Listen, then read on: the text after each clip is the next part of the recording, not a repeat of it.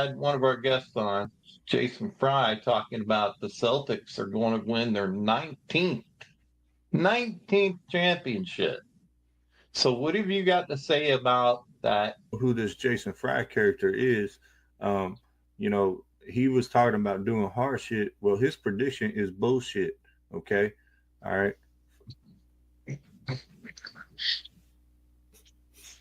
The flu got me last week. Powered through You that. don't look much better. Yeah, well, on my bad days, I look a hell of a lot better than you. Are you ready for the joke? I was about to introduce the joke. You jumped the damn gun again. I'm feeling Caribbean here in this. You're feeling Caribbean. That's the word I just made up. What the Caribbean. I'm feeling Caribbean. Folks, we are the most entertaining thing on the world, in the world right now. I think you're trying to cover your own ass right now and just not country admit you ninth in the country. I think you're just trying to cover your ass right now and don't. You know what? I got a big ass, so that's a lot of take a lot of cover. It take a blanket, damn it. More like a drape. Did you just pull a drape? Is that so I can open it up when I need to go? You know, you're getting too deep into this. Rivalries make sports great, but they got to be on the same level. And I'm sorry, Angel Reese ain't on the level of Caitlin Clark. Like, it's not Magic Bird. If you don't want to commit to it, take your ass and be a PE All-Star. First off, you need to get your facts effing straight. How do you like me now? How do you like me now? What? You're the coach. Shut up, dude. I won 5 Super Bowls, damn it. How dare you call the Cowboys a shit team? Watch the Cowboys. It'll be fun, they said. Bloody fucking hell, it was no fun. It was like riding a train around one of the Kardashians' asses, and you just disappear into this abyss of ass. Somehow he talked about buttholes that made me hungry for a PBJ sandwich. It's 35-7, and it's only 7 because you just scored. Shut up. Are you telling me coaches like Coach Popovich does plays in spaghetti noodles? The thing about Coach Popovich is he actually liked to use popcorn with super glue. Popcorn with super glue? Yeah, he would put super glue little magnets on the bottom, and then he would arrange them on the board, and he would like color them different colors, and that would signify the opponents. And yeah. Are those the players? I don't want to give away any industry secrets on that particular thing, but yeah, I'm just gonna say you gotta. Yeah, I don't really know what I'm saying no more. And they're playing with sticks, and they're playing with a little puck all the time. Expert analysis right there. They play with sticks and pucks. Talking about last names, Stankhoven. He put the stank on them. And that was terrible. I'm sorry. I'm going to look directly into the camera up here, which I hardly ever do. I want to apologize to y'all on behalf of my bloodline right now, because that was awful. Oh, my God. You're getting worse. All right. Trying to grow the game, man. Global game. These people, they don't give a damn. Well, I don't really know, but it drives me nuts. You're almost going to laugh. I can see it. Almost fixing to lose it. It drives me nuts. Oh, man. Oh, you didn't know? Your ass better call somebody.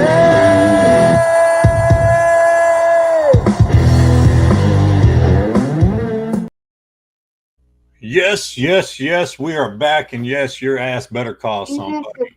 I am Casey, the Remix Schedule, and the bald and the beautiful next to me is my illustrious father, Eddie, the Original Schedule. Give your hello after that beautiful introduction. Hello. All right. Well, you totally ruined my introduction with that weird ass hello you just did. That's my job. Not right, your introduction. Yeah, you screw it up every week, basically. All right.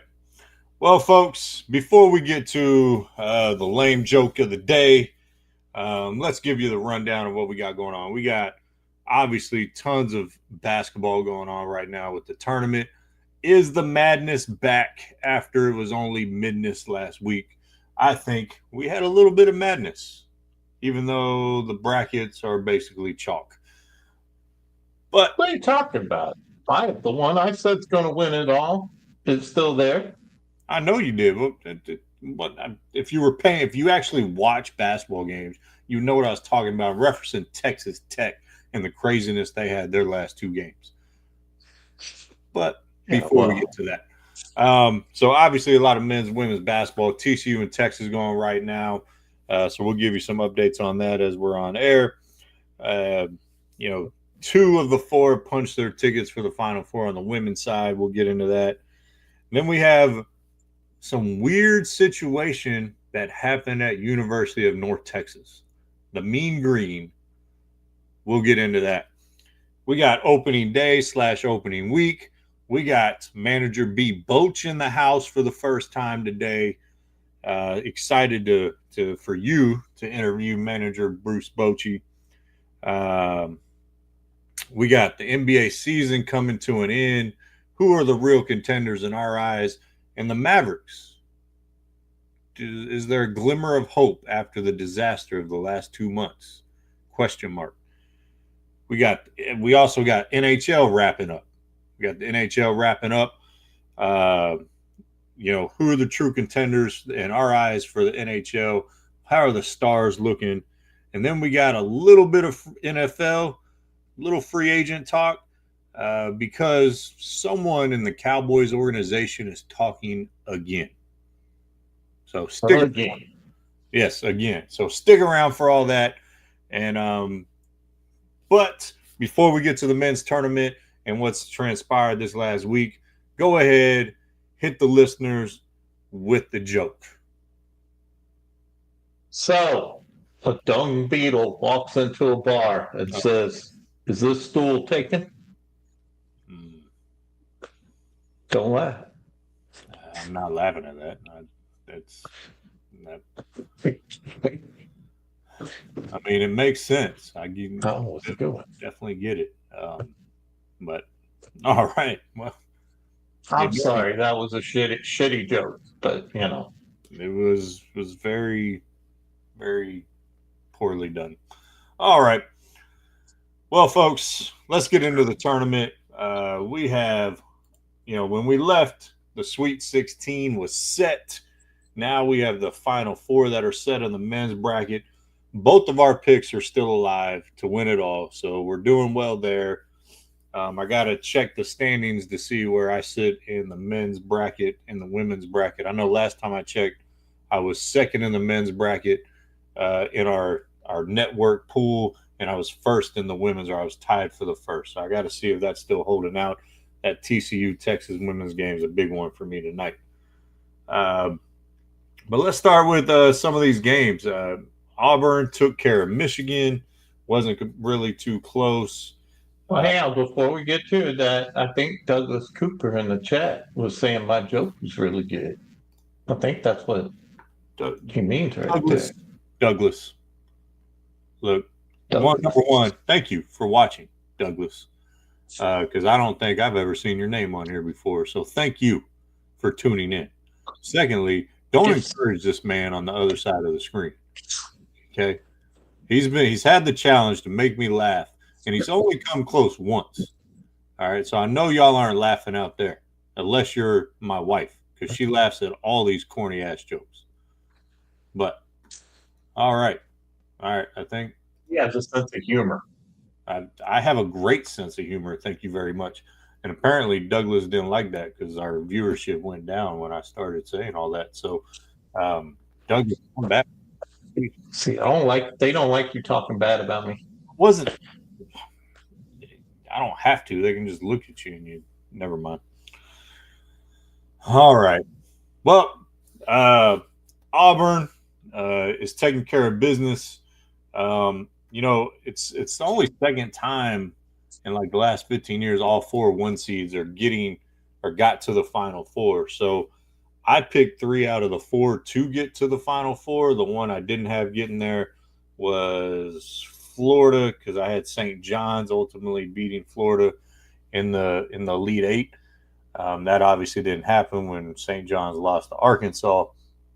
But yeah, not very often you get a chalk 4 1 seeds in the final.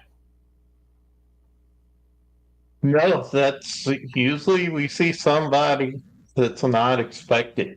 Although I said Houston, if I'm not mistaken, I said Florida would be there, but I didn't think Auburn was going to make it all the way um, to the Final Four. But yeah, it's pretty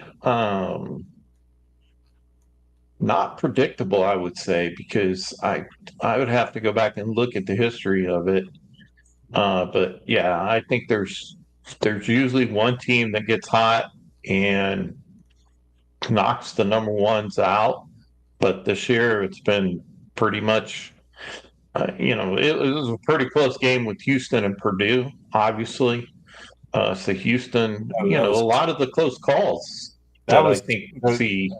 That Houston Purdue game was so good. Such a good game. Purdue came out hot, ran a lot of good stuff. But Houston's defense is it's top notch. I mean, I think they're the second best defensive team in the country behind Duke, personally. So, but yeah. Well, and here's in basketball, and you obviously know this. It can come down to those last few shots. And Florida's another one. Florida just escaped UConn to keep going. But I think in a lot of years, there are those close games that knock some of these 1 seeds up. Florida escaped Texas Tech, not UConn. You looking at the right bracket? I'm looking all the way back to the second round.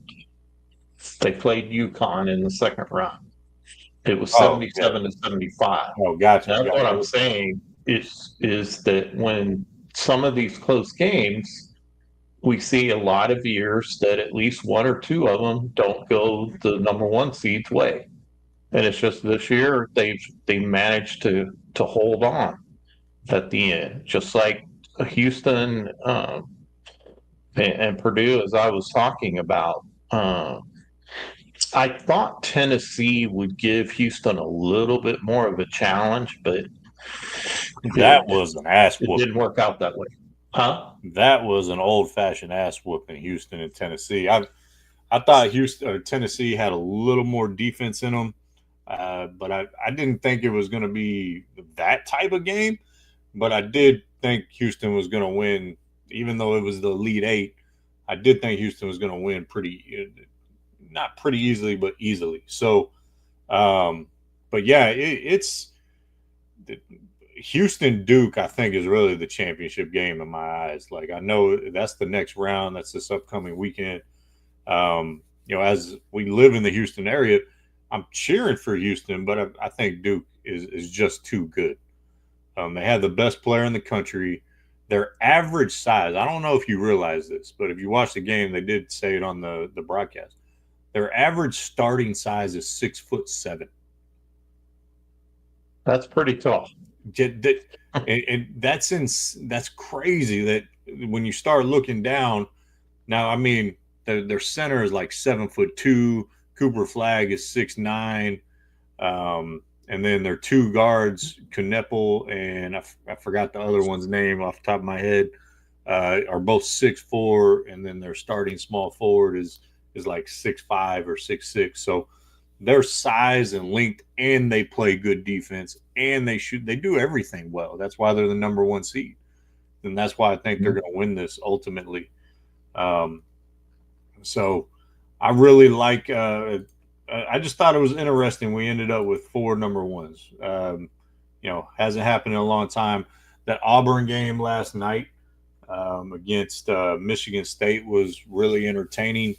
Their Auburn's best player getting hurt with the elbow, coming back, hitting the big three to really turn the tide, and that game was really entertaining and awesome. That was a tournament moment. But where the madness really came in is you were talking about Florida. Well, the Texas Tech game. If you go back to the Sweet 16 against Arkansas, Arkansas had that game won, and Texas Tech had a crazy comeback where everything started falling, and they overtake Arkansas, end up winning by 2 points, 85-83. And then the opposite happened to them the very next round with Florida. They were up 17, I believe, in that game against Florida. And Florida in the fourth quarter, they couldn't miss. I mean, just dribble around, turn around, chunk that thing from three, bam. It was just a crazy, like, they couldn't miss. It was madness. That's what it was. It was definitely madness, not your midness, which is a very weird name. Almost like my Caribbean-y. When the tournament is lackluster, you got to come up with some kind of catchy phrase. And I thought March Midness, because there was no drama at all, was a perfect name. So don't be criticizing my name. It was brilliant. You're just mad because you didn't come up with it. Now, give us your take. Auburn, Florida, Duke, Houston. I know you're picking Houston to win because that's your pick. But you didn't see Auburn here, so I want you to start on that side. Florida, Auburn. What side? Who are you leaning towards? Well, I picked Florida, so Florida's gonna take it. I think Florida's shown a lot more resiliency, I should say. And to me, if you look at outside of the Michigan game, Auburn. I mean, you could talk a little bit about Michigan State, but to me, they haven't had a really tough challenge this whole tournament, except Michigan. And not Michigan State, because they handled Michigan State in this last game very easily. That was not an easy game. It's only a 6-point game. It's still pretty good as far as handling them. I'm just saying that if you would have watched the game, sir. I do not think Auburn has been tested. And I think they've been tested in the last against. Yeah, you can say that, but let's just see who gets there. I say it's Florida is gonna remind Auburn what that whole Gator chant is. So I don't think Auburn wins this game. I think Florida takes it. The Gators move on. I don't know if you're necessarily wrong or right. I don't think you can go wrong or right with either side of these two. I didn't think Florida was going to be there, but that doesn't mean they're not a great team. They have size, they have shooting. I think it's going to come down to how Florida deals with Auburn's big fella, Mazzara. That dude in college basketball is unstoppable. He's left-handed, he's big-bodied, and he's only about 6'7", 6'8". Like, he's not overly big, but he uses his body great. He reminds me a lot of Zach Randolph for the Portland Trail Blazers and the Memphis Grizzlies. He has no lift. All right, he doesn't get off. He's got a credit card vertical when he's shooting the basketball. But ultimately, he uses his angles. He uses his body really well. He rebounds at a high rate, and he's an issue. But I'm interested to see how Florida's length, and I wonder if they might throw the 7'9" kid in there. They literally have a 7'9" kid on Florida's team. If they'll throw him in there to change it up at all, I think that would be interesting. But I don't think he's really played at all. But if I'm picking the game, I'm going Auburn. I'm going Auburn. No, I'm going Florida. So, as I said all along, it's going to be Houston and Florida. So on the other side, you got Duke, Houston. I know I'm taking Duke. I know you're taking Houston. Two, I think, best defensive teams in the tournament in the country. Kelvin Sampson And I was listening to a radio station earlier, and they were saying, "Oh, they got a lot of transfers." No, they didn't. Houston got one transfer in and one transfer out. That's it. This team is built from within. Kelvin Sampson doesn't believe on building your team through the portal, which I like that. He talks about when you go through the portal, you're building teams and not culture, and he believes culture wins, and I love it. And maybe I'm incorrect, but I'm almost positive they had one transfer for the team. And he didn't play very much beginning of the year. He kind of progressed through the year, and now he's doing big things for him. But I like Duke. I think they got the best player on the best team. And I think when you have the best player on the floor, it makes a world of difference in basketball. I can't disagree with your assessment, but I do disagree with the outcome. I just think Houston has the defense. Houston has proven it all year long. And like I said, I picked them from the very beginning, not just because I'm in Houston, because I'm definitely more of an Aggie fan than I am a Cougar fan. But I think Houston just has the defense. And so I think the Cougars are going to do this. You didn't catch that one. Oh, good. Sure, my wife will be commenting any minute now. I really think that the champion is coming out of this game. All right. By the way, shout out Coach Bannigan. Appreciate you watching. I've been telling the truth since day one, baby. Anyways, I think this is essentially the championship game. Like, I think if one of these two would have been on the other side of the bracket, I think these two would have met in the championship game.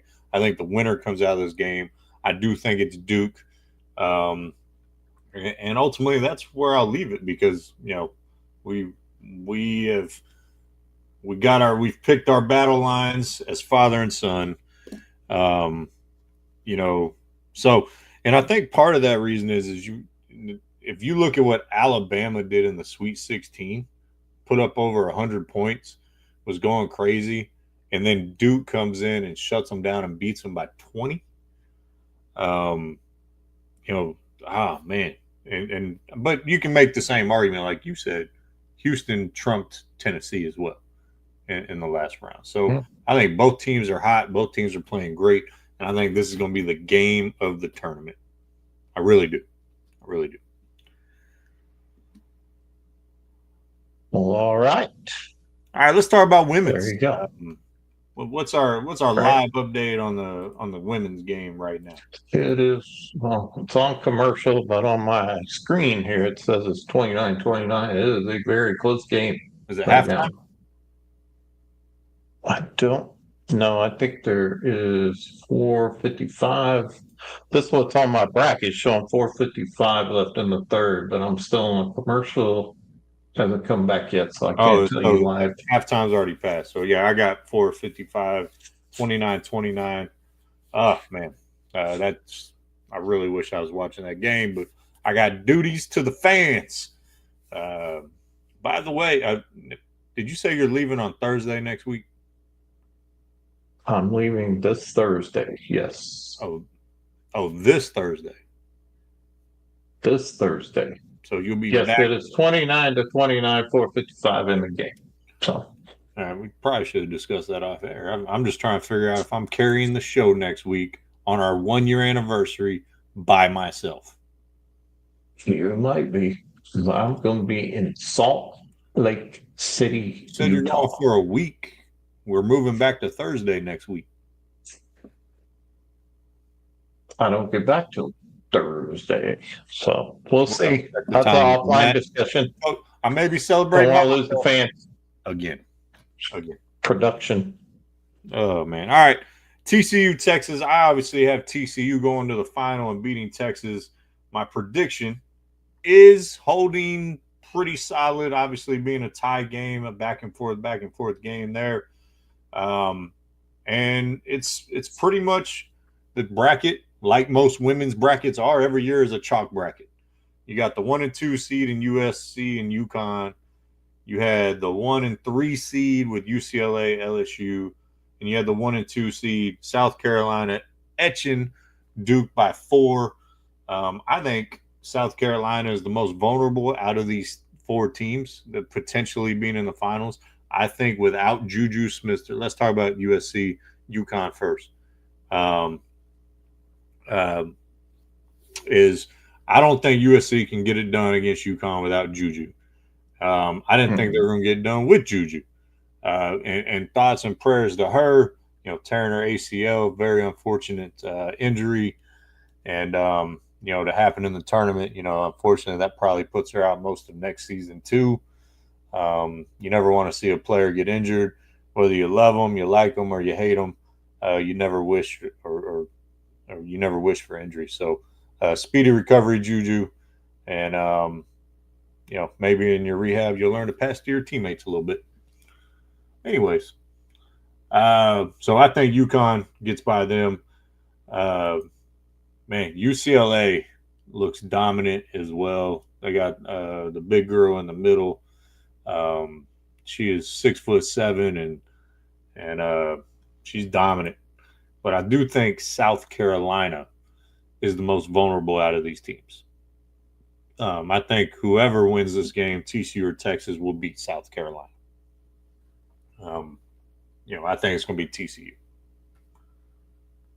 You've picked TCU. Unfortunately, I hate to do it, but I picked Texas to take it all.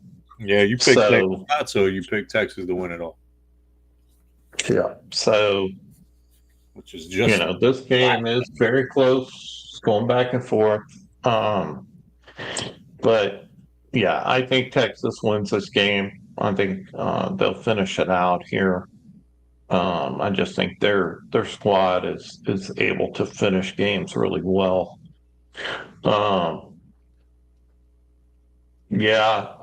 can't disagree with your assessment for USC. I think UConn's going to pull this out, go against UCLA. I think UCLA will take them in that final four. I just think UCLA's too strong. I think Texas will continue their run facing South Carolina. Head to the championship against UCLA, where Texas will pull that out. It'll be a good game, though. All right. Well, I mean, all your picks are wrong. So TCU is going to beat Texas. Oh, my. Yes, they are. Paige Beckers was Caitlin Clark before Caitlin Clark. Okay? Before she was getting injured, she was that girl.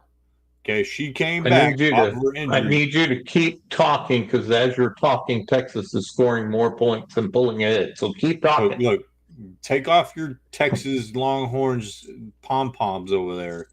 Okay? Don't you even. I got faith that TCU will come back. All right, I do.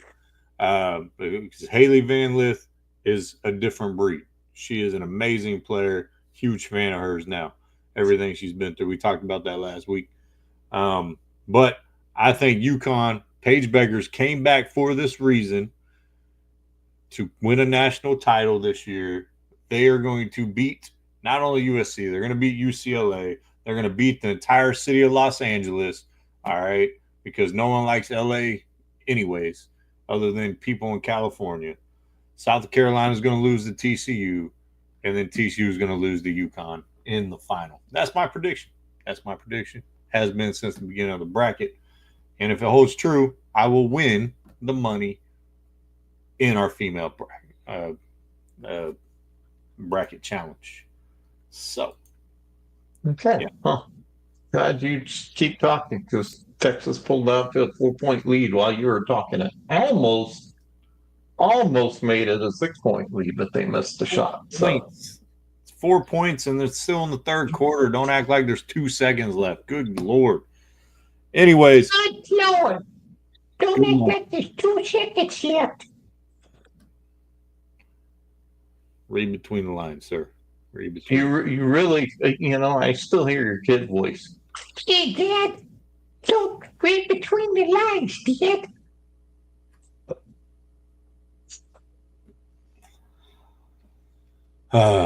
Wow. I can glad you can add the 6. Still using your hands, though, I see. All right. So we've got that knocked out of the way. I say it's Texas, and I say it's Houston in the men's bracket. So there you go. You're going with TCU, and who'd you pick for the men's bracket? You said you're going to win? Duke. Duke? Yeah. Okay. Well, there you go. Beginning. All right. We're going to stay in college athletics. We're going to switch it up from the tournament right here a little bit. I don't know if anyone heard about this story if you're not from North Texas. Okay. I just happened to come by it, and I thought it was absolutely stupid. So North Texas is in the NIT tournament. All right. Otherwise known as not in tournament. But the secondary college basketball tournament, they're getting towards it may have been the Final Four or somewhere around there, but they're playing Oklahoma State. And in the NIT tournament, you play your games at home. Well, apparently the university... Not unless you have another thing scheduled. Yes, and not us. All right. Apparently, North Texas would not let them play the game on campus because they had a staff appreciation luncheon scheduled in the gym. They couldn't move the staff appreciation luncheon for a college basketball game that would generate revenue. You can't move it to the library or somewhere else. Are you kidding me, North Texas? That is a joke. You know, there's a lot of planning goes into getting some enchiladas and some chicken breasts and maybe some vegetarian meals, you know, and that's more important than sports, that we show appreciation to our staff. No, Even it's not. No, not when you're playing a tournament game and it's revenue generating. If this would have been like a fundraising event where a bunch of donors and money, they have all kinds of facilities on campus. Good Lord, move the staff luncheon and play the whole game. Don't. Guess where they had? Guess where they moved it? Guess where they moved the game to? Oklahoma State. So Oklahoma State, who did not earn a home game, got a home game in the tournament, in the NIT tournament. And guess who won? I don't know. I think Oklahoma North State. Texas won anyway. But boo on you, faculty, or whoever's making the decision on this crap. Boo on you. Yes. Boo and poo-poo on you, North Texas faculty and administration that would not change their plans and go to the convention center or down the street to Taco Bell. Do something different. Well, I hope that chicken breast and mashed potatoes was good. No, people got better their be the little best meal of their life. appreciation award. Luckily, their team won, though, right? That's a good thing. So, 41-33, Texas pulling away. All right. Keep talking. I'm talking because it's a freaking podcast. What do you want me to do? Sit here and be mute? Are you kidding me? No, I think the Texas girls like you talking because every time she just got a They don't like anything with 2 me. and 1. So she's going to the free throw line, fixing to put them up It's the end of the third by quarter. All almost 10.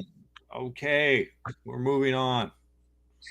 We're moving on. Moving on. For the people watching, this is what I deal with. My entire We can 40 years on this planet. What I deal with. And then he goes into saying crap like this. Yes, All right. This is what I used to talk like when I was a kid. Get over it. All right, opening day and opening weekend, Major League Baseball. I do have a pet peeve with this before we get into all right. Opening day should be April 1st. Why? Because that's when opening day used to be. It's always been April 1st. Now it's like March 27th. That's a stupid date. And then a week before, they played a real game in Japan or something. Like it wasn't. It was. Well, you know my feelings about playing in foreign countries.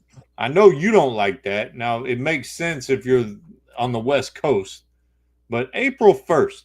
Thank you, ma'am. Thank you. She agrees. All right, and she loves baseball. She may not know anything about basketball, but she loves baseball. I know that for a fact.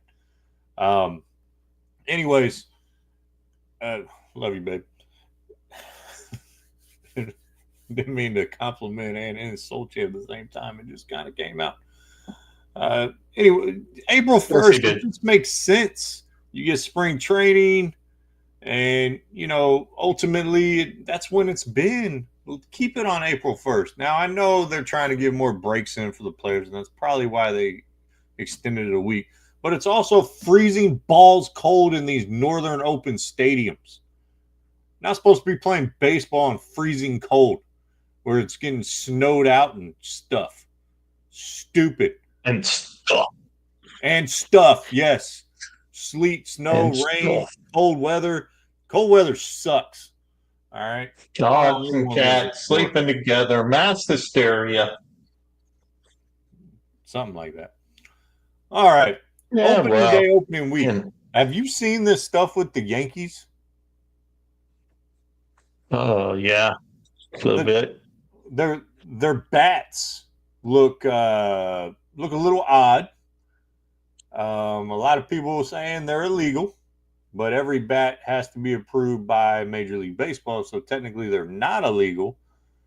But they're just oddly shaped, but they're shaped like a metal bat. I don't know, like a slow pitch softball bat almost. I'm curious, and I want to get your opinion.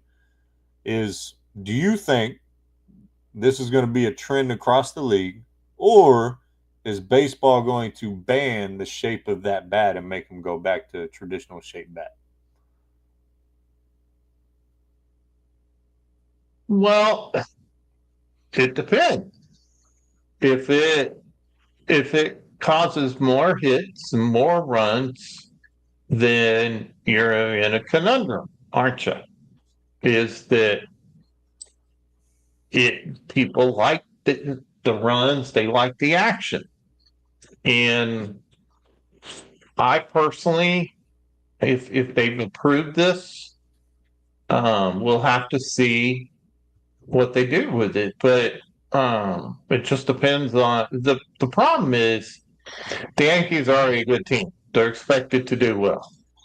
So you can't say, well, it's making them do so much better because they did well last year. But I think we can look at the home runs and start looking at how far average hits are going. Then we'll see. But yeah, what do they call it? They call it the torpedo bat now because it looks like a torpedo. And I do think just looking at the bats as I'm looking out, I'm at a picture of them right now. It does to me, it puts more of the wide surface further down on the bat. Mm-hmm. And compared to just the regular one. So I think what this is going to do is it's going to allow for more contact with the ball further down the bat with a lot more force. So we'll have to see what they decide to do, whether they're going to allow this change and then other teams start moving to it. I'm all for it that all teams get it and get a chance to try out the bat and getting more. If we can get more runs, more home runs without steroids like we did before, then I'm all for that. So no love for the defense, love for the pitchers is what I'm hearing. I get it. The difference between middle bats and wood bats, I think you've got your baseball traditionalist, but For me, I would bring if you get to play with it in college, you should be able to use it in the pros. No. But that's just my opinion on that. No, and You know, terrible take there at the end. No metal bats in the pros. Absolutely not. All right. These dudes, their bat swing speed is way too much. That ball would come out way too much or way too hot, and there's no way. All right. That's like letting it was. I'll give you kind of a somewhat of a parallel. When I was coaching softball at Leander High School, all right, and I use the word coaching very loosely there, but I hit a lot of fungo, and that was the best thing I was at, or the best thing I did for the team.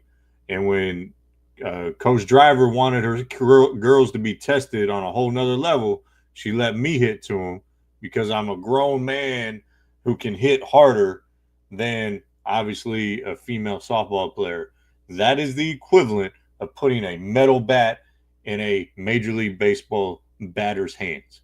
There's no way that should happen. Now, as far as the shape and the bat that they're using, I think if it gets too out of control, they will ban it. But you are right. The league likes runs scored. Ultimately, fans want to see home runs, want to see big plays like that. I personally, I don't want to say I'm a traditionalist in baseball because I love the pitch clock.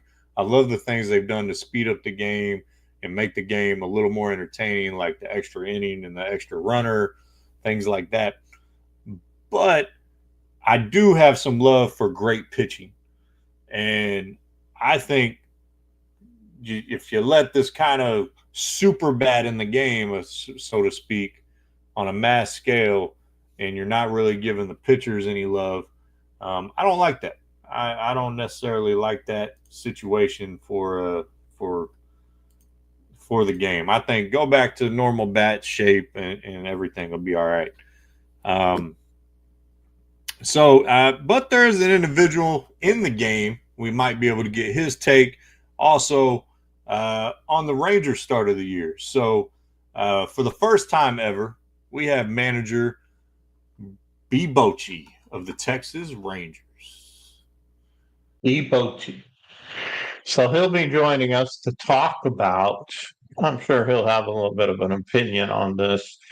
While we're waiting for Ebochi to join us, I just think it's kind of interesting that an MIT physicist designed this torpedo barrel, so to speak.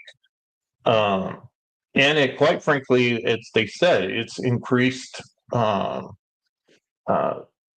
the number of barrels and decreases misses, as they describe it. In other words, basically to get more hits because you have more surface of the bat further down on the barrel of the bat itself. So we'll have to see.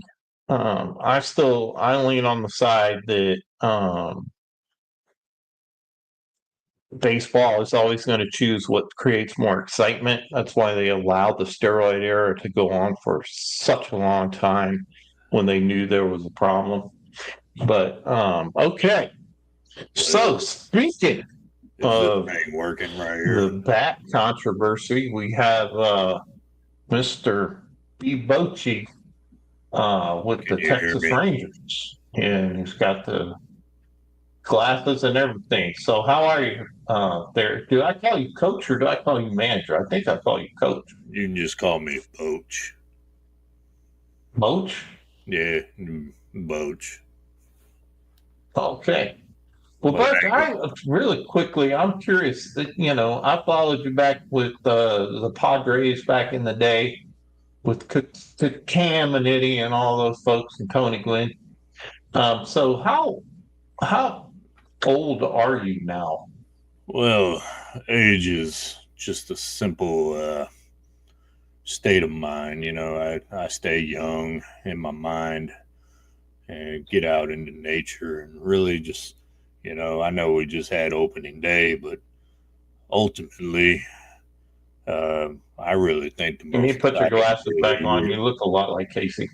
Well, I heard he's a good looking guy, but anyways, I think the best day of the year is is really opening day of deer hunting season, and I like to strangle deer with my bare hands and then skin it and have some good venison on top. Wait, whoa. You strangle deer with your bare hands. Well, yeah, that's the manliest thing you can do. I'm all about being a man's man, and I do it while drinking some bourbon and ultimately showing my grandkids how to shoot 45 and 30-06s. And, that's only for self protection. But, I just, how do you get close enough to a deer to strangle it?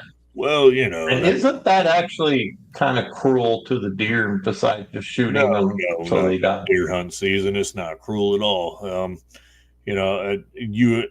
I'm almost 473 years old, and it's many, many years. Wow, must be one of those getting a Social Security check.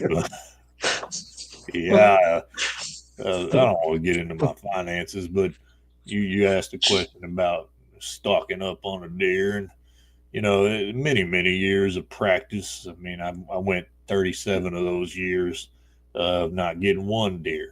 I learned a lot of lessons because you learn, just like in baseball, you learn a lot from failure. And, and then with enough failure, you get a lot of success. And I've been fortunate to have a lot of success in strangling deer. Okay, well, that's very interesting. So speaking of strangling, let's grab a hold of your bat here and let's talk about the Yankees bats. We'll get to your team here in just a minute, but what do you think about this bat controversy with the torpedo bats? You've been in baseball for a long time. Yeah, I remember seeing Babe Ruth play. That's how long I've been alive. And we used to have lunch down in New York City. But, this torpedo bat or, missile bat or whatever, I just think as a pitcher, you throw that damn ball down the middle and say, hit it, son of a bitch. I kind of have the viewpoint old Nolan Ryan had. Like, I'm going to throw it at you. And if you hit it, you hit it. If you don't, you don't. And if you hit a home run off me, I'm going to throw it at your face. So I don't like all this five baseball all these people like to play now. But I can't really say that to my team because there's a lot of them on that team. They can't change a carburetor on a lawnmower. Well, okay. You always want to make sure you got gas in the lawnmower, right? Kind of like Sling Blade. So let's talk about your team. You're coming out the gates hot, right? You guys haven't lost the game yet. I know it's early, but so how are you feeling about your team so far this year? Well, baseball is a simple game, and you got to hit the ball and field the ball, and your pitchers got to throw the ball really well. And if you do that, you win some games. In the first 3 out of 4 games of the year, we've done that. And, it reminds me a lot of when I'm out in the country on my own darkness but naked retreats and just becoming one with nature and ultimately, surviving off sap from trees and berries from foraging. Berries from forges? No, foraging, like you're foraging around, you're hunter and gathering, those type of things. But as forgery. Not forgery. I don't know what you're talking about, sir. This is our first interview, and I got to be honest, you're a little bit of an asshole. My glasses are way too big for your face. Well, you're full. That hurts my feelings there, Mr. Coach Boach, because I've been following you a long time. And out of all the years of your coaching, who would you say was the manliest man you coached in baseball? Oh, the manliest man? Well, it sure wasn't Hell's Bells Trevor Hoffman. He was a little bit soft. I did like the song, though. It was a manly song. It's probably the first or second best what am I trying to say? entrance song for a closer of all time. But ultimately, the manliest man I've ever coached, uh, you know, I would probably say Madison Bumgarner. Oh, Gardner. Yeah, he was a pitcher for me in San Francisco. He was a hairy man. Matter of fact, his chest hair was so long he braided it like a wild Indian. Okay, well, there you go. That's a piece of trivia that I'll have to mark down. I did not know that he braided his chest hair. Yeah, That yeah. Well, sounds kind of I, weird and painful all at the same time. but I will say I'd like to thank you for giving me the time, and we have got off to a good start as a Texas Rangers ballpark or ball club organization, and you know it's a long season, 162 games, as you know, and ultimately you got to find time to figure out how to be one with yourself. Because there's an All old right. African proverb. I don't know if you know about this old African proverb, but you know, it's called "If there's no enemy within, no enemy outside can do us any harm." And as a baseball player, you got to think it's all in my head. Okay. Well, All that's right. very Well, insightful uh, and confusing at the same time. So yeah, I'm I gonna think have that's to. what creates the insightfulness of it. Yeah, I'm gonna have to get out of here. I All got a right. engine I got to change before the end of the seventh inning stretch. Okay. Well, yeah, you can go strangle a deer. I don't think I've ever heard of anyone strangling a deer before. That sounds really impossible and quite quite gory in itself. So we apologize to all the deer lovers out there, all you Bambi fans. But yeah, it's Rangers are starting out. I mean, it's the very beginning of the season, so you can't really say a whole lot. I mean, you've got a couple Hey, teams, hey, but hook me up with some of that venison, homie. Yeah. yeah, What's up? strangling Yeah. deer. I wonder what Interesting. sound a deer makes when you're strangling them. Yeah. But Well, I'm thankful for Manager B Boach for being here. We get all the stars. All the coaches. We get Jerry Jones, JJ on the show. We get Coach J Kidd on the show. Manager B Boach now. Um, we're international. We got our cousin Sir George on the show. And you just never know who's going to be up next. And baseball is a long mhm. season, so we didn't get manager B Boach last season. I don't think he had very many positive things to talk about. So, but yeah, interesting life takes there. I thought it was really interesting how he talked about getting one, being one with yourself, naked in nature, surviving off maple sap and berries he's foraging. Yeah, just naked in nature. They have a show for that, and I'm naked and afraid. I'm not going on that All show right. Well, I do because want if to I talk a got little bit naked, about the people would Rangers be now. afraid. Is the there's a couple worries coming into the season and had to do with the pitching staff and Jack Leiter, their number one pick from a few years ago. Um, you know, the famous son of oh my God, what's his dad's name? Jack Leiter, is it Al Leiter? Is it crap? What is Leiter's first? I can't remember Leiter's first name. Holy crap.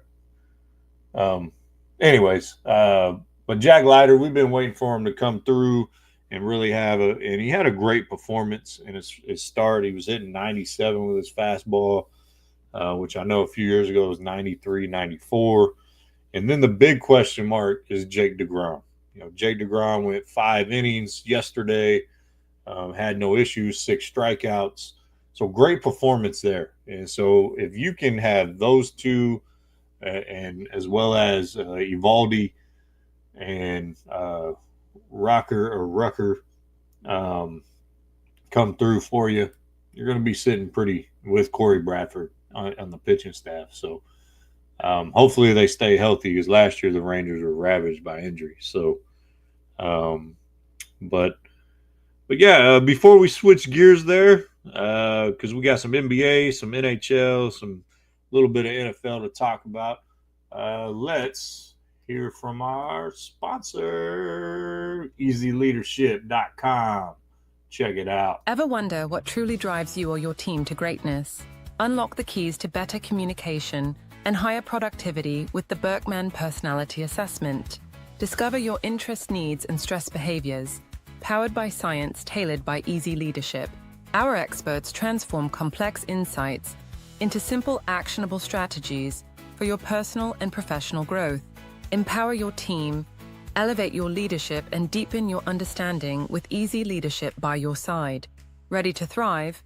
Why not use real data when it comes to making your business strategy work? People data is just as important to strategy as financial data. To make any objective attainable, it requires people for the execution. Start your journey to self-awareness and transformation today with Easy Leadership. Check out our website at easeleadership.com. All right, Easy Leadership right there.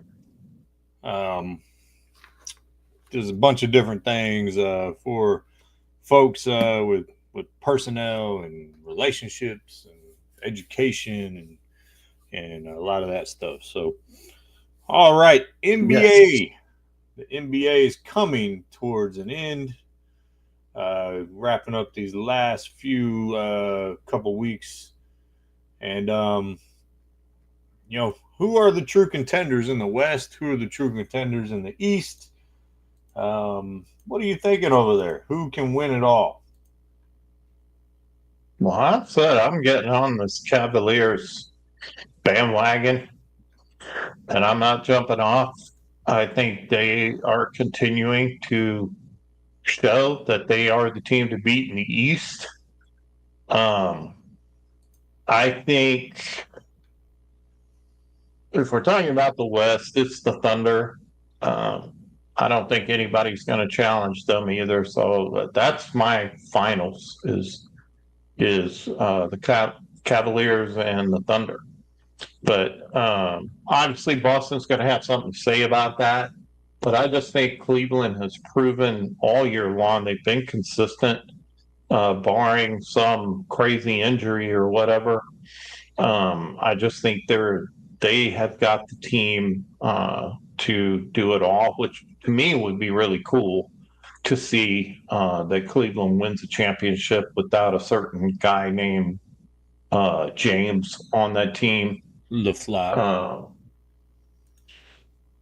But I still think coming out of the West, I think the Rockets look not too bad. And I think they could give Thunder a little bit of a run for the money, but I do think it's going to be the Thunder. I think Thunder just proven once again, just like Cleveland has, they're very consistent. And in fact, they've won 2 more games than Cleveland has at 62-12. So I think there's my picks right there. Cleveland and Oklahoma City. All right. The Celtics are going to win close to 60 games as well by the end of the season. It's a 2-horse race in the East. It's Cleveland, Boston, and until Cleveland does it, until they beat them, I have to pick Boston. They're the defending champs. They have it in their blood. I got to go with Boston on that one. In the West, I just think I see the Thunder fall too many times in the playoffs when they've had the better team these last few years. They had a better team than the Mavericks last year, and the Mavericks beat them. I think the Rockets are too young. I think they're too inexperienced. I think there's 2 teams in the West that could come out of it. One is the Nuggets. You got the 1 or 2 or 3rd best player in the world in Jokic on the Denver squad. And then, the second team is the Warriors. Ever since the Jimmy Butler trade that we both didn't like, that we both said wasn't going to work, they've only lost like 1 or 2 games since that trade. So they're playing on another level. And that's been really impressive. And I think that team can make some noise in the playoffs. Well, once is all said and done. So, and I wouldn't necessarily see it as an upset, to be honest with you. I don't like the Lakers. I don't think they play good enough defense. I think they're relying too much on Austin Reeves. Wait, what? Luka doesn't play defense? What? Luka, LeBron, that whole team doesn't really play defense. I don't care what the numbers say. They're also 3 games below 500 on the road, and you got to win on the road in the playoffs. And they're not very good on the road. I don't know about the Grizzlies. I mean, they do have Ja Morant and the big fella, but the big fella kind of gets Zach Edey. I'm talking about. He gets exposed and pick and rolls and things of that nature. Not a big believer in the Timberwolves this year. And, you got your 2 playing teams right now is the Mavericks and the Kings. And I do want to talk about the Mavs. The Mavs are 4-1 these last 5 games and 5-1 when Anthony Davis plays. So he's been back for a few games now. Still missing Lively and Gafford, and they're still trying to piece it together. But I'm starting to see people on Twitter and other people start commenting like, who's going to stop Lively, Gafford, and look at this wall around the rim with Davis, Gafford, and Lively, which is what I was saying after the trade happened. Okay, so if you want original first takes, come here first.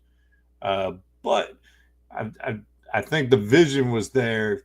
Ultimately, this year's shot, next year's shot, but I think you can appreciate it. Now, if you start winning, like if you go into next year without Kyrie and you're winning games and you're staying in the middle of the playoff pack and then Kyrie comes back, you might give the fans something to cheer about. But Anthony Davis, people forgot, he is a guy, he's a top 10 player in the league. He was averaging 20. Wow. He was averaging a double-double, 25 and like 13, and he was the number 1 rated defensive big man in the league when the trade happened. And so I'm not saying I would have made the trade. I'm not saying it was the right move to make the trade. As I did then, take my Mavs fandom out of it, I see the purpose. It was dumb, but I see the reasoning and the design of the team that they were thinking. Unfortunately, I don't think it's going to work in winning championships.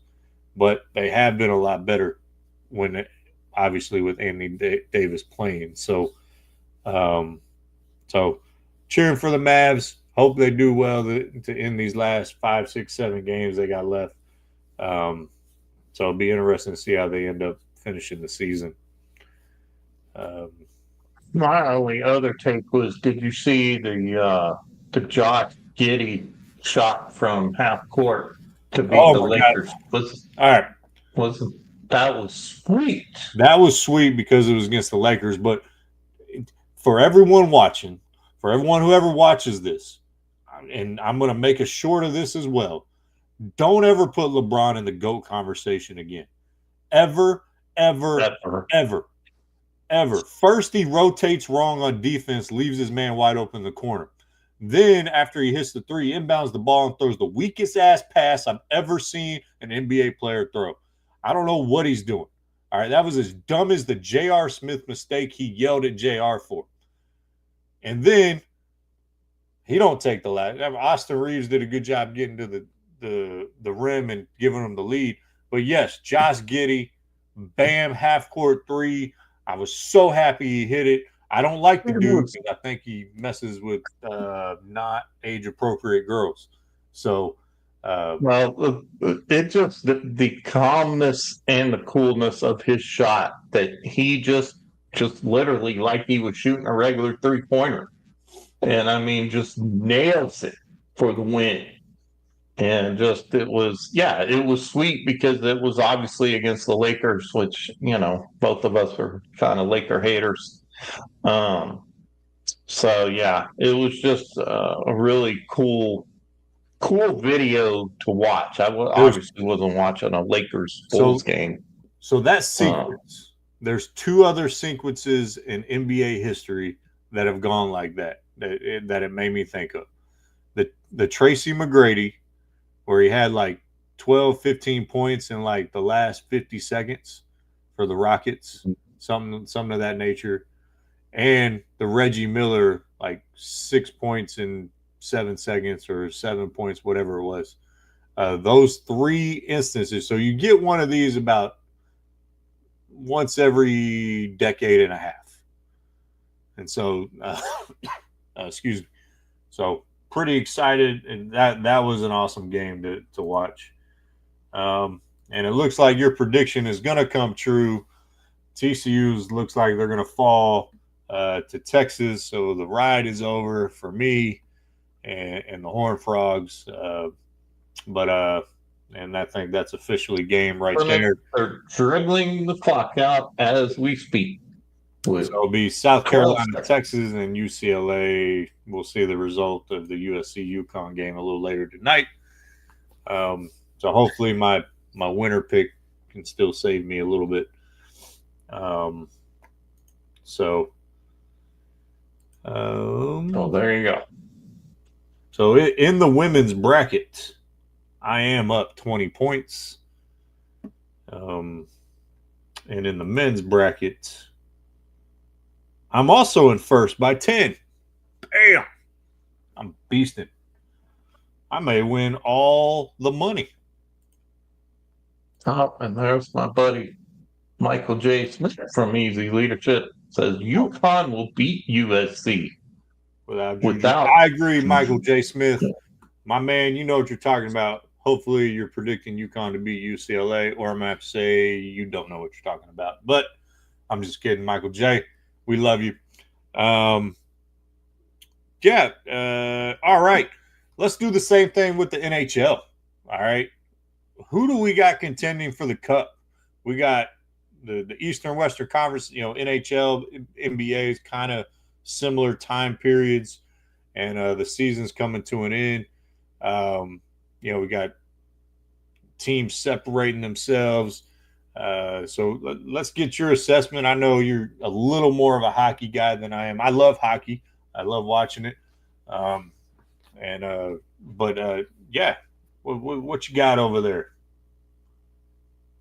Well, I want to check one thing. That as far as where are we at here? Ovechkin is what, 4 goals away now It's from pretty breaking close. Gretzky's record of goals. If he keeps which the is current something. pace, he'll break it on April 11th, I do believe was the prediction. Yeah. But no, let's talk a little bit about the Eastern Conference. Obviously, the Capitals and Hurricanes. It's, the thing about it, when we talk about games back, points,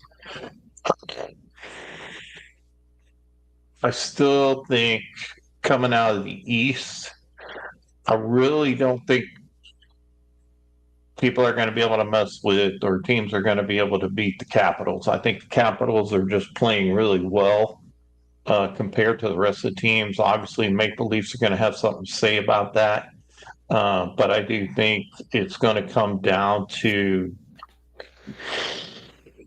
really 3 teams, in my opinion, and that's the Maple Leafs, Capitals, and Hurricanes. And you can't count out the Panthers either, but those are from the East. Now from the West, I'm all about goalies, and right now the Winnipeg Jets are really showing great goalie play overall, and goals against is it's one of the lowest in the league, if I'm not mistaken, the lowest in the league. Yes. They've only Goals had against. 108 So scored on them, and they're plus Yeah. 48 difference in scoring. Yes. So I think they're going to give the Stars a good challenge. I think the Stars have a really good team this year, as they did last year. Um, and so coming out of the West, but once again, I still think the Stars team that has their number is the Golden Knights, and the Golden Knights once again are top of that division in the Pacific Division, and well, pretty much 7 points ahead of the Kings. They're on a 6-game winning streak. Their goals against is not quite as good as the Kings. The Kings are another one who has good goalie play. They've had it all year. Uh, so that's going to come down to the Knights and the Kings out of the Pacific Central Division will be the Jets and the Stars. I think the Avalanche definitely have a good team, but their problem is their goalie is not quite as good as the Jets and the Stars, in my opinion. I think he lets in too many goals late in the game in the third period. And But I tell you, a team to watch right now is the Blues. The Blues are on a 9-game winning streak, and that's quite a bit. That's a pretty good chunk of wins in hockey. I think the closest to that in the Western Division would be the Golden Knights. They've won 6 in a row. I don't think anybody else is even close to that. Um, the Blues is definitely they're one that might rise to the top and give a little bit of a challenge to the Stars and the Jets. But I still think it's going to be the Stars and the Jets and the Knights coming out of the Pacific Division. And then we'll see what the Kings and Oilers do. The Oilers always seem to make some noise no matter what their record is, but we'll see. So that's kind of my thing on that. It'd be nice to see once Ovechkin, I can't even say his name right, um, takes this goalie record and where he's going to fall in NHL lore of being one of the best there are. So obviously Gretzky's still going to have him on, I think, assists and other stats, but goals scored is how you win hockey games. So that's my assessment on that. And don't forget they play with sticks and pucks on ice. Yeah, this is our sticks and pucks on ice segment. I didn't know you were going to go through the whole Western Conference, all 10 of them. I don't know where you're seeing this with the Blues. I have the Blues 5-4-1 in their last 10, and they lost their last game. So I'm not sure where you're seeing that. I'm on NHL. They are. I don't know where you're seeing that because I just said NHL.com. I just said it. NHL.com. They are 9-1 in their last 10 games. Are you looking at the stand? I'm looking at standings right here. Yes. Yes.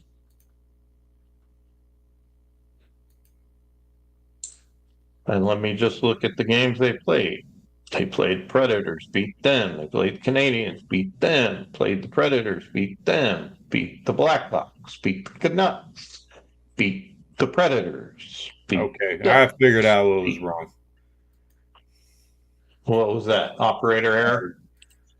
No, at the top, the date was different. So I don't know what's going on. Yeah, it's 2024-25. Yeah, it said January 2nd or some BS like that. I figured figured it would load to the most recent date. All right. Yeah, I think your Caps in the Eastern Conference, Hurricanes. I really like the Tampa Bay Lightning in the Eastern Conference. 91 points right now, plus got the same almost goal differential as the Caps. Plus 69, and the Caps are plus 70.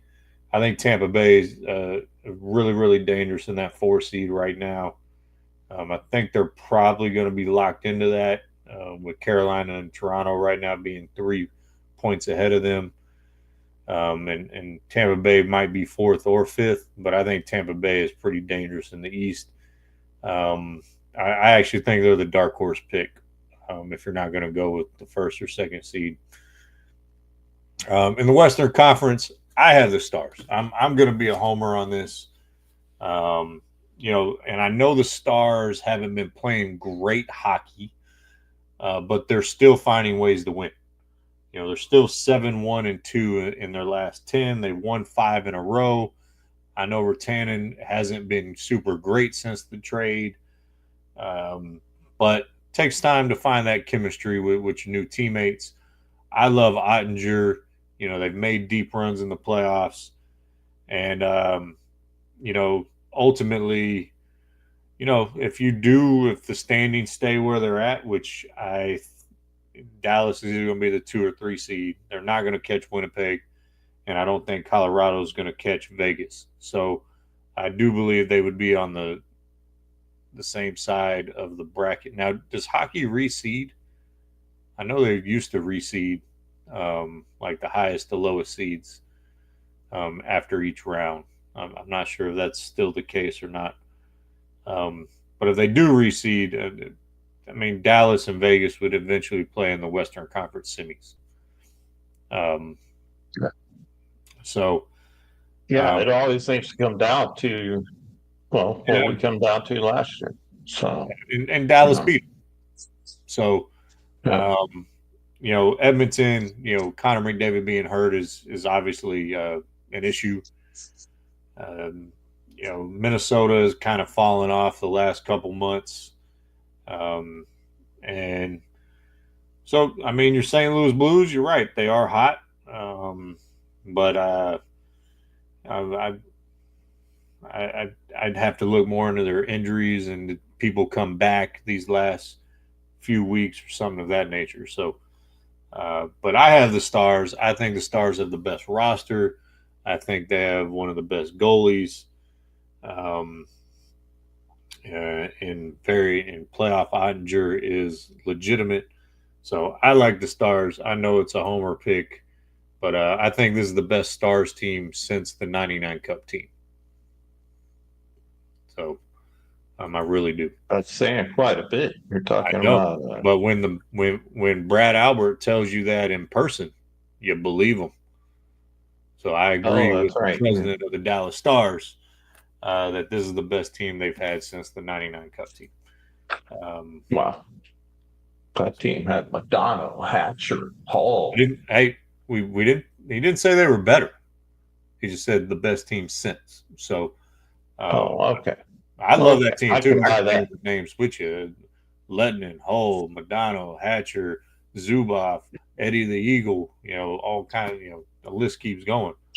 But speaking of the Dallas area, I think we got to talk a little bit about the Cowboys. Oh, the Cowboys! Here we go. We said someone was talking, right? Who was talking again? Oh my God, Steven. Here's the thing, and I've told all you Cowboy fans, don't buy into their bullshit. Do not buy into it. Come on now, buy in. They're all in. You be all in. We're not all in. We're not all in. Don't make me put my Jerry wig on. Steve, so he was asked the question, I guess at one of the pro days, that, basically about free agency. And he said, well, we're not done in free agency yet. Unfortunately, what's happened so far is a lot of the folks we talked to, which were high on the list in free agency, wanted too much money, and we just couldn't come. See, to me right there, why don't you just literally say, we have no clue how to run our salary cap? Because the freaking Eagles, the freaking Commanders in the same dang division are able somehow every year to sign these big names, 2 big contracts. But what do the Cowboys do? The Cowboys wait and they wait and they wait. And so now they're so let me finish this thought on Steven. Shut up, man. Just please. Just say we don't care. Just literally say we like our guys and we don't care about winning. Because you don't. I was on X today commenting on Des Bryant. Because Des Bryant he said it's sad because they just don't, he doesn't understand it. And I think it's the same that Micah doesn't understand it. A lot of the players don't understand it. Well, if you've been following the freaking Cowboys long enough, you do understand it. It's that first off, the guy at the top is old and literally delusional now. Some of the things he said is literally delusional. He has raised a son in Steven who is all about business. I will never ever say that Jerry and Steven and the Joneses suck at business, because they're great at business. They're great at making money. But there was a time when JJ, when he bought the football team, said winning is what it's about. And here's my whole point. If you're lucky enough, and I shouldn't say lucky enough, I should say that you worked your tail off, you did the right moves, and you are in a position to be able to own a pro sports team or a sports team in general, your focus should be that entertainment that you have purchased, that you have agreed to put on the damn field, is to be a winner. That's what it should be about. That's the whole point in sports, is to win, is to compete, not to be this great big business. Well, hell, then just go run the damn pro shop and all that stuff. Stop trying to run the damn football team. And this crap about we're not done at free agency. Well, you kind of are. Because now you put yourself in a position to whereas as we go into the draft, they've already got players that are too high paid to, quite frankly, be able to pay Parsons what he's worth. Because Parsons is going to ask for somewhere around 120, 130 freaking million. You can't have 3 players on a football team making that kind of money. So they've sold themselves down the river with Dak. They've sold themselves down the river with CD. That personally, what I think the best move, which they obviously won't do because it makes too much sense, is when you get to the draft, you trade with Cleveland or one of those teams to get that number 1 or number 2 pick and move up and take a quarterback. Because they're going to mess this all up. We need a young quarterback. If you're in a rebuilding, you're going to need to have somebody play the next. Dak's only going to be there in the next couple of years. Quite frankly, he's got about 2 years left that he's going to be serviceable. And I say that because he gets injured constantly now. Now, quite frankly, I will say Dak looks great in his video. It looks like he's lost some weight. And I'm hoping that he comes in and he has a great season, but there's no other football team around him. What? Are you serious right now? Serious about what? Holy crap. I got to break this whole damn thing down. You just said Dallas destroy your draft to get the number 1 pick. For Cam Ward? No. This ain't Peyton Manning. Well, here's the thing. They're not going to be able to get the pick from Cleveland. That's not going to work. Number 1 pick is Tennessee. They're not going to be able to get it from Tennessee because Tennessee's taking a quarterback. Because they're taking. So who does that leave? That leaves Atlanta. Trading up for Shedeur Sanders. Hell no. That leaves Atlanta to trade with, right? I'm telling. If you're sitting there saying they should trade up for Shedeur Sanders, you've lost your mind. You're about as senile as Jerry Jones. All right? You're not in a rebuild. You're in a retool right now. Okay? It needs to be blown the hell up. You say they're in a retool. What tools are you going to add that are going to make this team better? Well, if Genty falls for you, there's your starting running back. Genty is not going to fall that far. I guarantee you, Genty, where was I looking at that he is probably going to go? Genty is probably going to go to the Raiders. The At Raiders? the 6th pick. Maybe. Yes, maybe not. I don't know. But at the end of the day, if anything, you need to trade back, not up, to get more picks, good sir. And ultimately, you don't blow this up. One, you can't financially. So you married yourself It's to Dak. already blown up. You say you can't blow it. It's already blown up because No, it's not. half your damn salary cap, which they've already proved they can't freaking manage right. You would think guys who were all about this making money could manage the salary cap. Well, they've effed that up the whole damn time. And now you've got tons of money sunk into Dak, sunk into CD, sunk into your defensive lineman, who I can't say his damn name, into Diggs. So You've got too I much have a money. question for you. If now you've still got to pay Parsons. Who should have they paid? Do you think they should have let CeeDee Lamb go? The answer is no. Do you think they should trade Micah? No. You can't have a rebuild, as you say. You can't have a retool, as I say, without impact players on your roster. And you can't have everyone on a first-year contract. You have to get these guys in your draft and get them for 4 years once you start paying guys. Dak has more than 2 years left. That's an easy – I definitely don't agree with that assessment.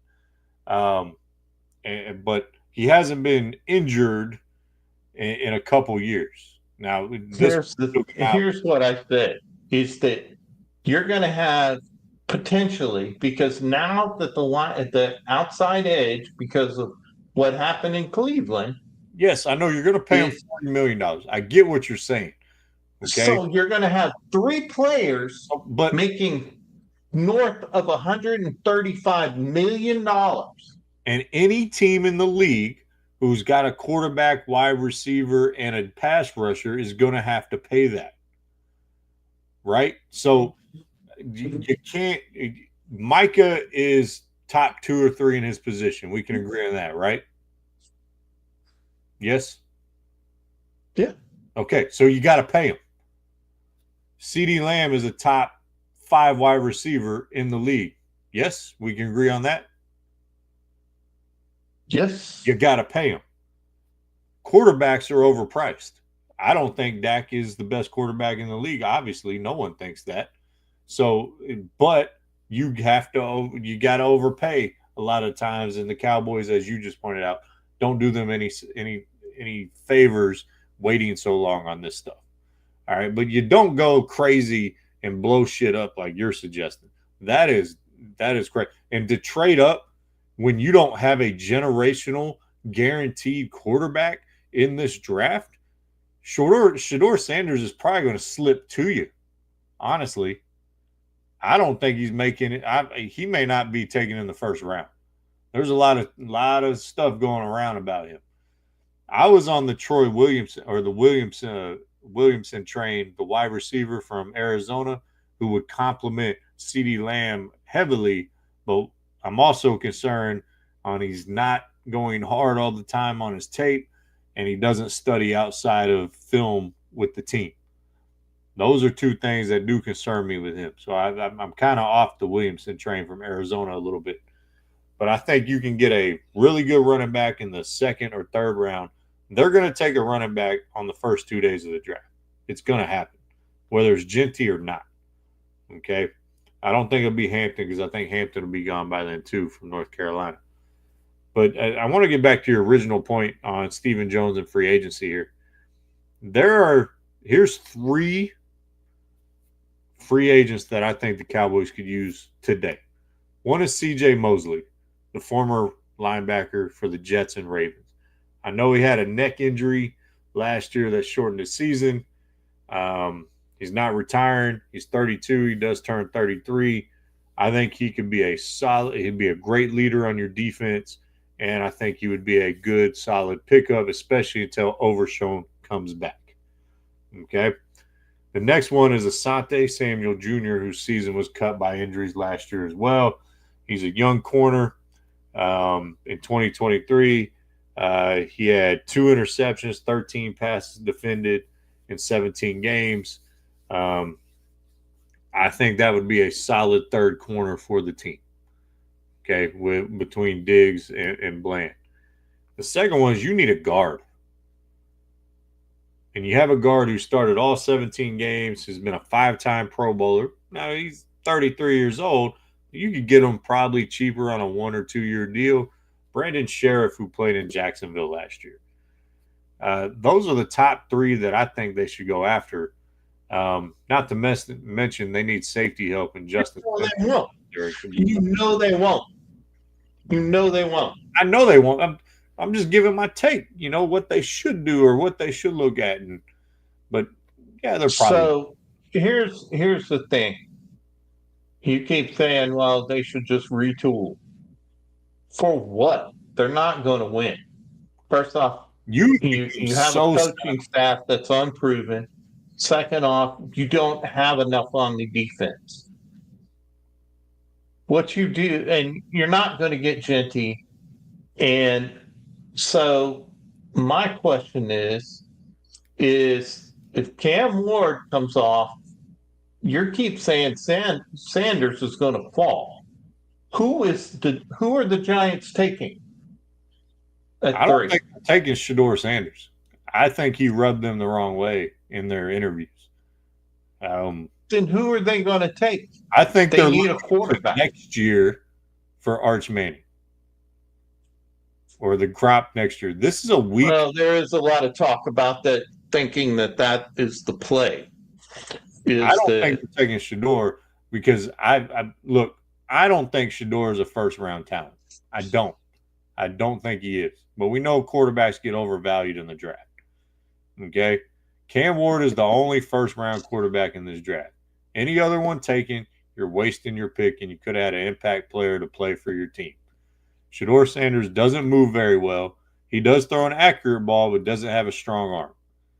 Okay? I just don't like his game overall, how it translates. Now, I know accuracy is the number one thing for quarterbacks. And, your Chad Penningtons of the world and your other, there's other examples of quarterbacks that don't have the greatest arm being accurate, being successful. But I just, if you're a team out there, I wouldn't take Shedeur Sanders. I wouldn't. Sorry. I don't think it is. And if he falls to Dallas, they may take him, they may not. But yeah, I just think your assessment of blowing the whole thing up is asinine. That is crazy talk. It is not blowing the whole thing up. It's moving up. Analyst right now. Think about this. Do you know the name Abdul Carter out of Penn State? Yes, I do. He's like Micah, but not Micah. So you trade Micah. And I'm looking at this. It's actually on ESPN that I see this whole thing playing out. I don't know who came up with this, but I actually kind of agree with it to a certain extent. Is that you trade with the Falcons. It'd be a 3-way trade with the Falcons and the Browns. Falcons get Micah. Cowboys get the first or second pick from the Browns if it stays there. They get a 15th pick, and then a third-round pick from the Falcons, so to speak. But what they're saying is, you do this, now you've got a chance at someone like Travis Hunter. You've got a chance at someone like that going on, or you bring in Abdul Carter. Now, they're not saying, and I agree, he's not Parsons yet. But who thought Parsons was going to be Parsons when they drafted him? So you could get your edge rusher, have the money to make some moves, get some of these draft picks and start retooling, as you say, not totally blowing it up. But I just think Dak's probably going to play 2 more years. And then it's going to be, if he doesn't win stuff, which he won't because there's not a good team around him. The offensive line is going to be suspect. Like I said, they brought in 3 free agent running backs that are no one's excited about, and I don't think Genty's going to fall to them because I think the Raiders, now that they got Geno Smith, um, they don't necessarily need a quarterback. So I think the Raiders are definitely probably going to go with the running back, which is going to be Genty. He's going to fall off the board at that seventh pick. Yeah, So I think the Cowboys are going to have to start thinking about how they're going to. First off, we know they suck at the salary cap, which to me just is mind-boggling that they can't get the salary cap right to be able to make the moves that need to be made to win football here's games. the thing. They cleared the cap space. They didn't use the cap space. Okay, so there's ways to do it, and I think they know how to do it. They just don't do it. And you know, ultimately, There's still 2 good receivers Hold out on. there Hold that on. could. Slow your roll.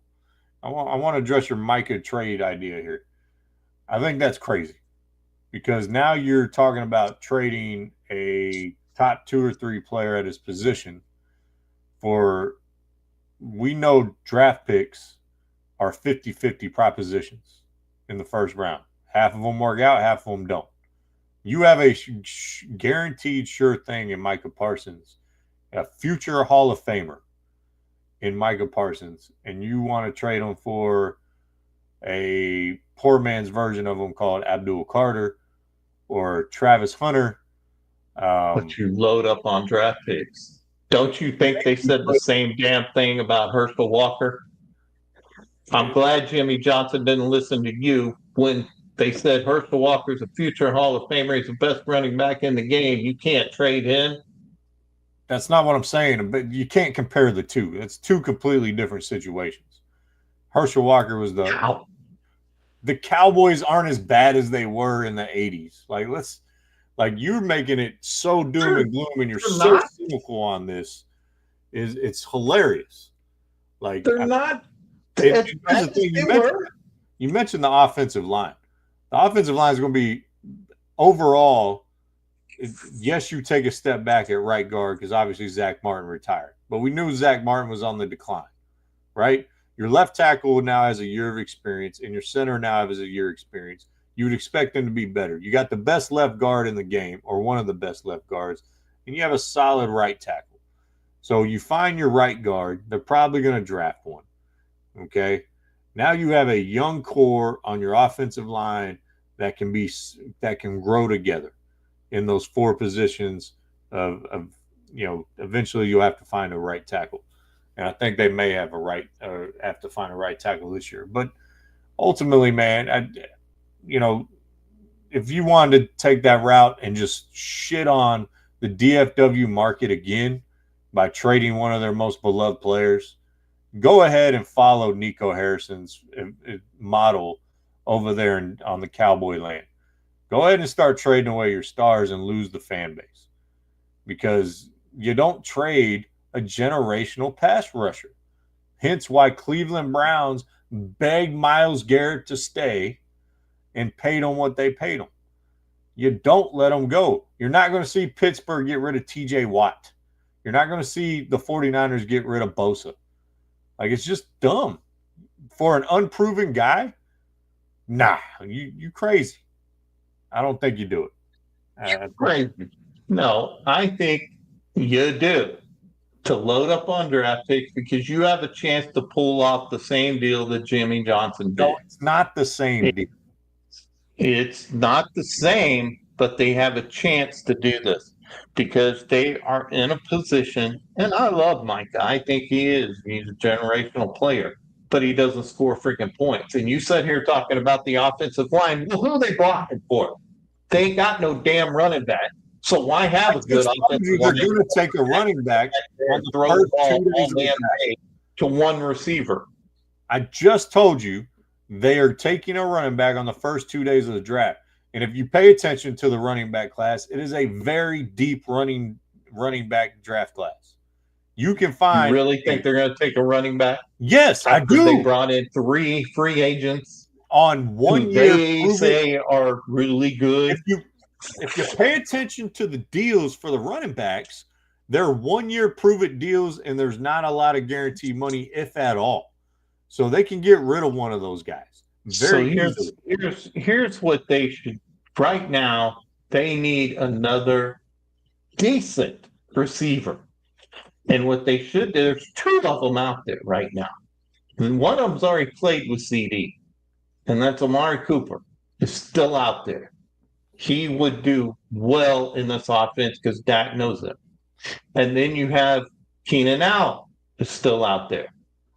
You have 2 really good. Bring them both in. Hell, bring both those in. Then you can have somewhat of a mediocre running back. Because if you got 3 legitimate receivers, then Dak has a chance to go to someone. The other thing that we talked about last time, they still got to sign Ferguson too. Ferguson's going to command some of it. It's not a whole lot, but he's still proven that he's pretty consistent in his position. But I think we're going to see something crazy with the Cowboys during the draft.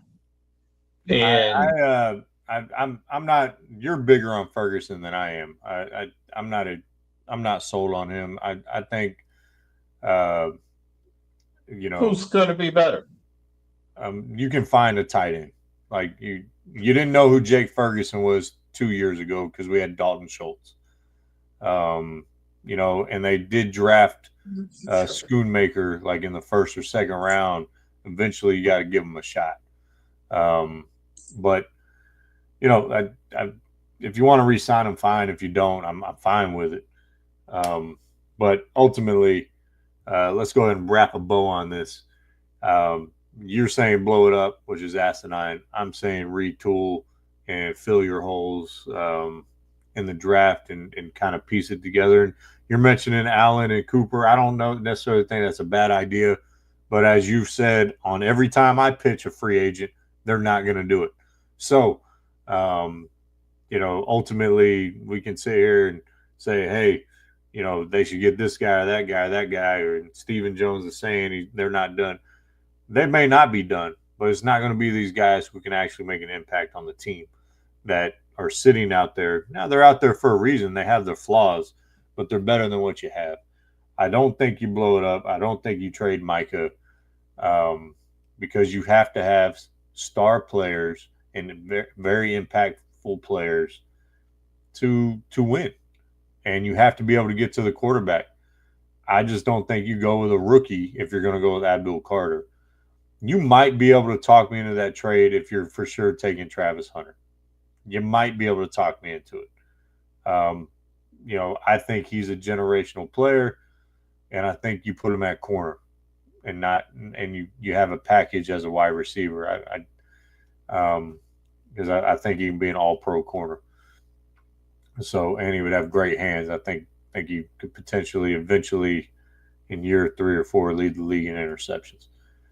But interesting take. Well, if you think about Travis Hunter, you get 2 players in one. I get that, but here's the issue with that though. Just like kind of with the show, the only comparison you can do this is like Shohei Ohtani, right? You get a pitcher and a hitter in one. At some point, you're going to have to, if Travis Hunter is balling out, you're going to have to pay him. And you're probably going to have to pay him like 2 players. So, you're talking about the salary cap and this, paying multiple players and stuff, man. That's going to be tough here in 3 or 4 years if that scenario played out and you took Travis Hunter. Well, you're probably paying him more than any other player in the league. And, maybe you have Dak at that time, maybe not. You're probably on your next quarterback by then. But, it'd be an interesting scenario, whoever takes Travis Hunter for the long term. But, All right, folks. Well, that's the rundown of everything on the sheet. Hopefully you're entertained. We appreciate y'all sticking around, watching. Um, and we believe we're Right most now, UConn is beating on USC in the women's game 18-13, but it's still very early. I love how you say beaten on like it's a blowout. Like your assessment of basketball leads is crazy to me. Like Texas was winning by 4, and you're like, they're whooping them. I'm like, no, they're not. It's in the second I quarter. guess I'm used to your coaching never having a team to be able to come back, so I guess that's what it's from. Hey, look who it is. All right. Hey, what's up? Oh my Stacey? goodness. Glad you finally caught one. Hopefully you watched more than just these last minutes. We're about to sign off. And hopefully you were laughing your ass off at us. Ultimately, we think we're the most entertaining thing on the internet. Hopefully, one day our pocketbooks will show it.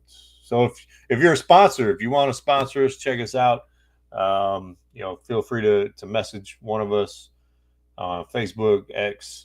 I'm at Coach Schedule. Get it while it's cheap, because when we're famous, it's going to be expensive. For some reason, this was not going the whole time, but you can kind of see our handles there. I'm at Coach Schedule on everything. He's at Easy Eddie on X. Actually, that's changed. We need to fix that. It's at original now. Did you actually change your handle or just your name? Changed my handle. Okay, well, I will update that before next week, which I'll probably be flying solo again next week. Hopefully you'll get back in time to do the show. I might be able to get in from where I'm at, but we'll see. All right. Well, hopefully you do, because it's our 1-year anniversary next week.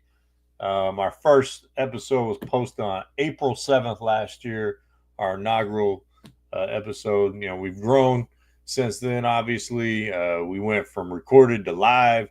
We went from being on our own to being part of the Tired Sports Network.